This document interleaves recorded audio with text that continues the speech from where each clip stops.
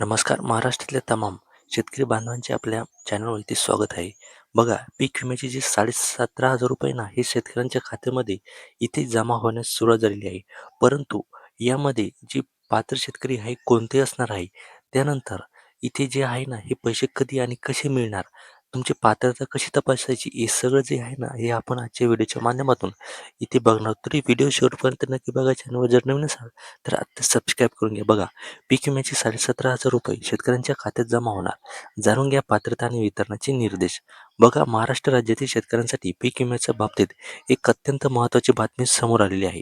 8 जानेवारी 2026 रोजीच्या ताज्या अपडेटनुसार ज्या शेतकऱ्यांच्या पिकांची अतिवृष्टी किंवा कीड रोगामुळे नुकसान झाले होते, त्यांना आता हेक्टरी ₹17,500 मदत मिळण्याचा जो मार्ग आहे हा मोकळा झालेला आहे.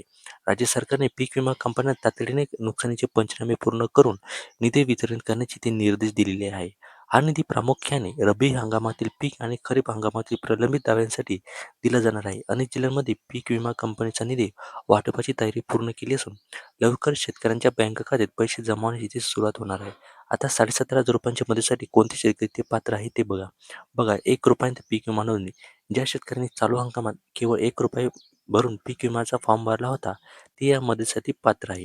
त्यानंतर ज्या शेतकऱ्यांनी नैसर्गिक आपत्तीमुळे नुकसान झाल्यानंतर 72 तासाच्या आत क्रॉप इन्शुरन्स ॲपद्वारे किंवा ऑफलाईन स्वरूपात तक्रार नोंदवली होती, त्यांना प्राधान्य दिले जाणार आहे.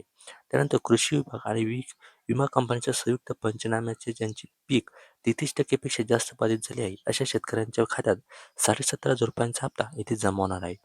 त्यानंतर ज्या शेतकऱ्यांनी 7/12 उतारावर पिकाची अचूक नोंदणी आहे, त्यांचेच दावे इथे मंजूर केले जात आहे.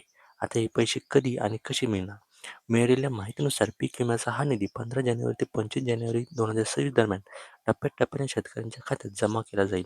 ही रक्कम थेट डीबीटीद्वारे आधार लिंक असलेल्या बँक खात्यावर इथे वर्ग केली जाणार आहे. ज्या शेतकऱ्यांचे अद्यापही बँक खाते आधारशी लिंक नाही, त्यांनी ते तातडीने करून घ्यावे, अन्यथा पात्र असूनही पैसे इथे अडवू शकतात. यामध्ये तुमची पात्रता कशी तपासायची?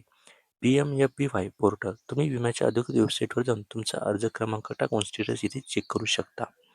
Bank message. पैसे जमा झाल्यानंतर तुमच्या मोबाईलवर बँकेचा SMS येईल. त्यामुळे बँक तपासणी किंवा लिंक असलेला मोबाईल नंबर इथे चालू ठेवायचा आहे. अधिक माहितीसाठी तुम्ही तुमच्या